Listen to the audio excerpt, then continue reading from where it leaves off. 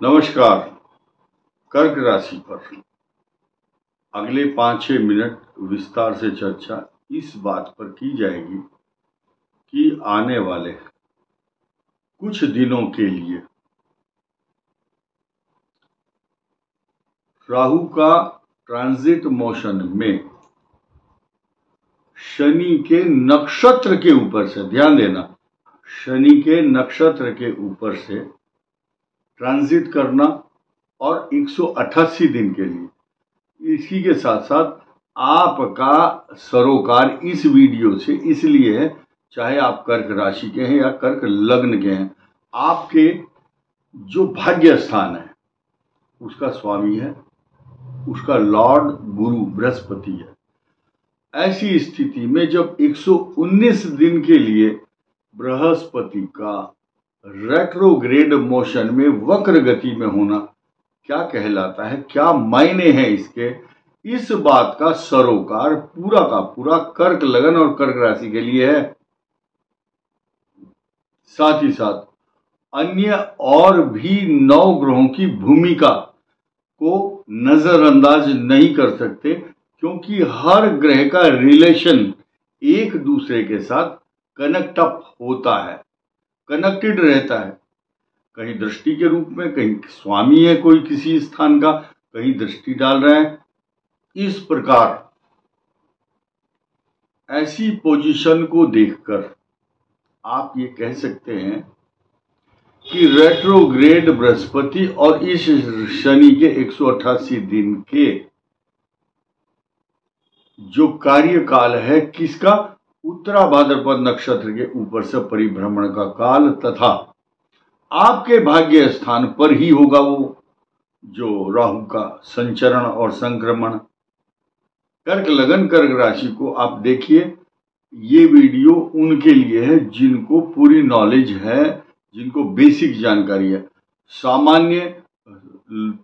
सामान्यतया जिनको ये भी पता नहीं है कि मेरी राशि क्या है, वो ना देखें और ना अपना समय गंवाएं और ना कमेंट करें।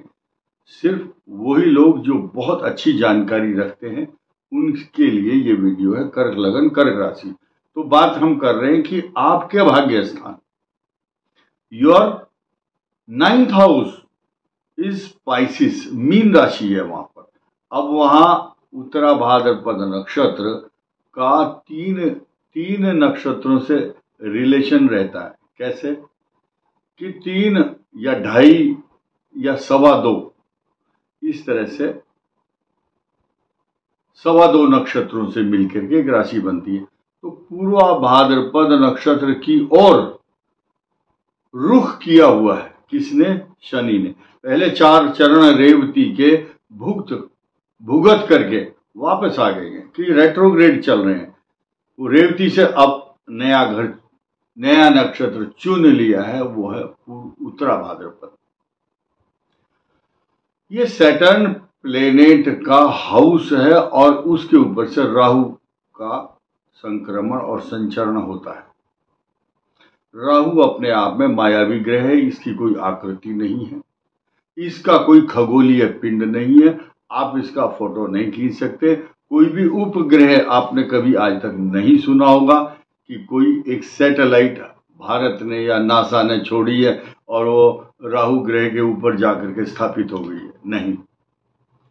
राहु टेम्परेरी बड़ा कष्ट देता है। सुना होगा आपने कि राहु और केतु की जब छाया के कारण सूर्य और चंद्रमा को ढक लेता है तो वो कांतिहीन और मलिन छाया हो जाती है। तो इसीलिए कर्क राशि इसलिए ज्यादा महत्वपूर्ण है क्योंकि इसका स्वामी चंद्रमा है जो राहु के द्वारा पीड़ित होता है। अब कर्क लगन का रिश्ता 9th हाउस से क्यों है, क्योंकि वहां पर बृहस्पति की राशि मीन राशि है जिस पर राहु चल रहा है और उत्तरा भाद्रपद नक्षत्र के ऊपर से परिभ्रमण करेगा। आपको ये जानना होगा और सोचना होगा कि 9th हाउस के लॉर्ड की क्या पोजीशन है। अगर वो ऐसे समय पर खराब हो तो राहु भी खराब फल देगा। राहु का काम क्या है? गंगा गए गंगादास, जमुना गए जमुनादास, अपना नाम बदल लेते हैं, ये अपने स्वरूप को बदलते हैं, छाया रूप है। अगर बृहस्पति की स्थिति कहीं अच्छी ना होती कर्क राशि कर्क लगन के लिए, तो ये भी आपको पीड़ित शोषित करता। लेकिन अभी आपको बृहस्पति जब प्रफुल्लित, सिंचित और पोषित, प्रसन्नचित रखता है, तो राहु की हिम्मत नहीं है जो आपको नुकसान दे। 119 दिन तक, अभी 9 तारीख को, 9 अक्टूबर को बृहस्पति वक्र गति में होंगे। उस समय इस राहु के प्रभाव और स्वभाव को खराब हम इसलिए नहीं कह पाएंगे क्योंकि आपके पराक्रम स्थान पर दो ग्रह हैं, सूर्य और केतु। लेकिन प्लस पॉइंट क्या है कि वहां पर बुध स्वग्रही और उच्च राशि में होकर जब आएंगे, उस पर बृहस्पति की पूर्ण दृष्टि होगी। इसलिए खराबी कहीं से भी हम नहीं कह सकते कि कर्क के लिए ये खराब सिचुएशन बनने जा रही है। एक आनंदित और प्रफुल्लित और प्रसन्नचित्त करने वाला समाचार और दे करके जाऊंगा आपको, ठहरिए आप। 12th हाउस में वर्तमान समय में चल रहे मंगल के जो साइड इफेक्ट है आपको देखने होंगे। मैरिज लाइफ को डिस्टर्ब करना, आपके अनएक्सपेक्टेड, अनकंट्रोल्ड बजट, असीमित क्रोध, व्यर्थ के खर्चे। जहां 100 रुपया खर्च होता था वहां 1000 रुपये खर्च कर रहे हैं आप। और this situation will be continue up to 20th October 2024। 20 अक्टूबर 2024 तक ये मंगल की पोजीशन आपके अनकंट्रोल्ड बजट का कारण बनती रहेगी। So you should be very careful and control your budget, economise your expenditure. अपने खर्च पर नियंत्रण करें। और हर सार्वजनिक स्थान पर एक चीज लिखी रहती है, यात्री अपने सामान की स्वयं रक्षा करें। Airport, railway station, bus stand.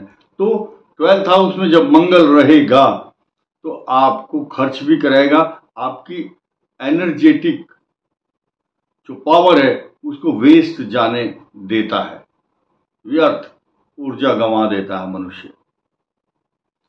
और व्यर्थ की यात्राएं, व्यर्थ के खर्चे, नुकसान और चोरी का खतरा भी रहता है। अब यहां एक और बृहस्पति के अच्छे परिणाम जहां मिल रहे हैं, तो कुछ लोगों के मन में जो बेसिक जानकारी नहीं रखते हैं एस्ट्रोलॉजी की, वो कहेंगे आप तो अच्छा बता रहे हैं अभी बृहस्पति, लेकिन ये खराब क्यों बताया?